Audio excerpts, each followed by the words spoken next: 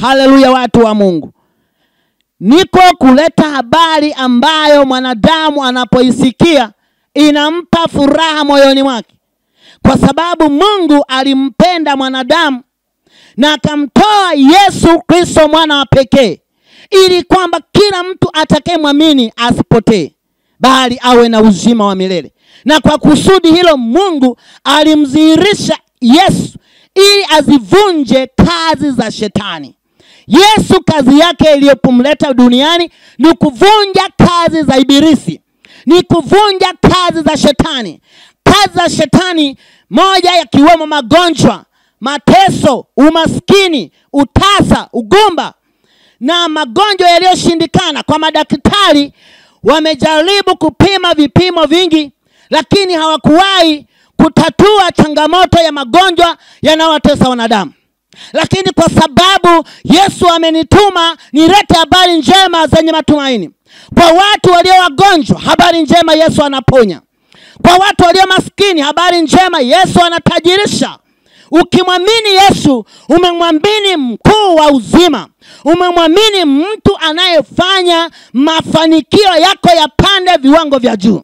Ndiyo maana Yesu anasema, na wapenda wale wanipendao. Na Yesu akikupenda, umependwa na mbingu. Yesu akikushika mkono, Baba aliye hai amekushika mkono. Ninaleta habari njema zenye upendo kwa kila mwanadamu. Mwanadamu alitenda dhambi na akapungukiwa na utukufu wa Mungu. Na mwanadamu alipotenda dhambi, Adamu wa kwanza alipotenda dhambi, Mungu alichukizwa na hicho kitendo. Lakini si kwamba Mungu alimchukia mwanadamu, bali Mungu alichukizwa na ile dhambi iliyotendwa na Adamu. Lakini bado Mungu akawa, kwa sababu anatupenda, akatafuta njia nyingine mbadala. Akaona ni vyema amtoe mwana wake wa pekee, ambaye Yesu Kristo mwenyewe aliyebeba dhambi za ulimwengu. Na bado Mungu, kwa sababu alitupenda mno, aliweza kutoa mwanae wa pekee, ambaye alifanyika kuwa sababu ya mimi na wewe tuokolewe.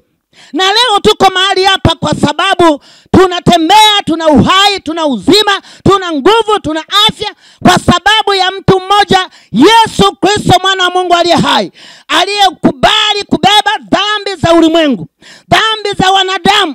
Sisi sote tulipotenda dhambi na tukapungukiwa na utukufu wa Mungu. Mungu akaona njia nzuri